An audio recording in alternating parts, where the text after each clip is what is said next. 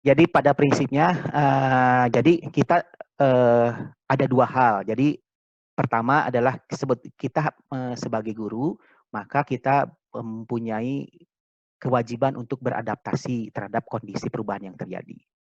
Tapi jangan terfokus pada diri kita saja, karena kita juga harus menyiapkan anak-anak untuk bisa beradaptasi di masa yang akan datang. Jadi ada dua hal, kita beradaptasi dulu supaya kita bisa memberikan pelayanan yang terbaik bagi anak-anak, sehingga anak-anak ini kita bisa siapkan untuk bisa beradaptasi di masa yang akan datang. Itu ya, jadi ada masyarakat 5.0 dan adanya COVID itu. Nah, yang kedua, bahwa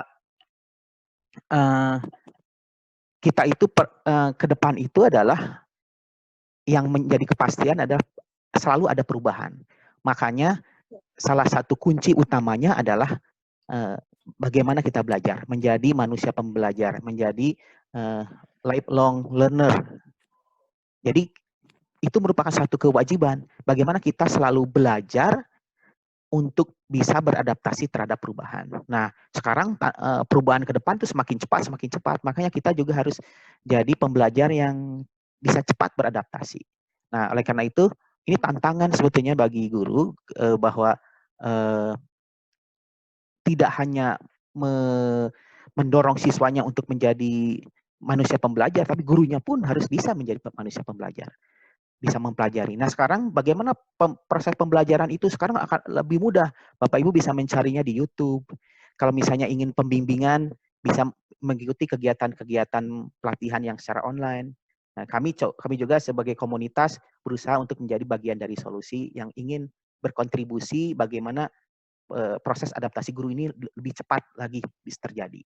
Makanya kita melakukan komunitas berbagi ilmu ini tujuannya adalah tadi sharing, supaya dengan sharing ini bisa memberikan masukan pembelajaran bagi guru sehingga bisa meningkatkan kapasitasnya dan beradaptasi dengan perubahan. Jadi lifelong learning itu sangat penting. Nah, yang ketiga adalah tadi proses pembelajaran itu akan efektif kalau kita bisa mendesain pembelajaran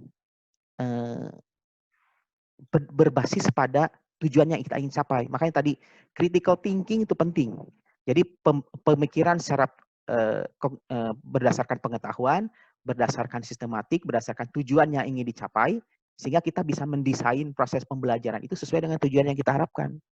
Dan yang paling penting adalah intinya, karena kita dalam era online, maka student center dan memberikan kebebasan kepada anak untuk mendesain, untuk mengarahkan pembelajarannya itu sangat penting. Sehingga oleh karena itu guru itu harus bisa mendesain kerangka-kerangka yang bisa mengarahkan kepada siswa itu bisa belajar sesuai dengan track-nya yang kita inginkan.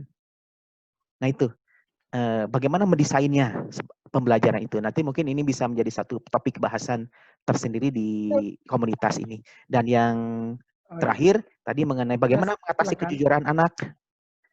Nah, karena pada prinsipnya proses pembelajaran online itu tadi plan, direncanakan, dilaksanakan, dimonitoring. Nah, bagaimana monitoringnya itu merupakan kunci utama bagaimana kita melihat proses pembelajaran. Kejujuran itu bisa dilihat pada saat monitoring. Nah, monitoring itu bisa dilihat dari bermacam-macam. Dan yang kedua adalah koordinasi antara sekolah dengan orang tua. Karena pada prinsipnya ada pergeseran pertanggungjawaban dari guru yang full asalnya, proses pembelajaran itu bergeser pada orang tua. Komunikasi antara guru, antara sekolah dengan orang tua sangat penting. Jadi ini pada saat awal-awal sosialisasi itu sangat penting disampaikan kepada orang tua. Itu mungkin Pak Soekardi terakhir. Terima kasih. Terima kasih. Alhamdulillah, puji syukur pada Tuhan Allah Subhanahu Wa Taala. Mohon maaf sedikit menambah waktu, sedikit juga mengangkat teman-teman yang sangat antusias dalam mengikuti ini. Pertama saya ucapkan jazakumullah khairan katsira kepada Ibu Dewi, Pak Wahyu, juga pada partisipan bahwa kesabaran di dalam mengikuti kegiatan Pikon ini adalah kunci untuk mendapatkan silaturahim yang bermakna.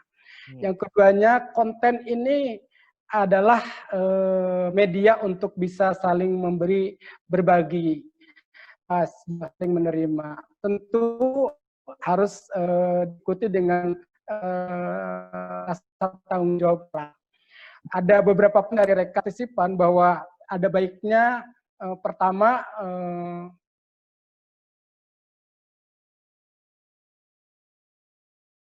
yang kedua konten yang sangat diharapkan bisa menginspirasi teman-teman kita yang membutuhkan. Termasuk saya juga butuh banget begitu. Mohon untuk bisa di-share. Dan terakhir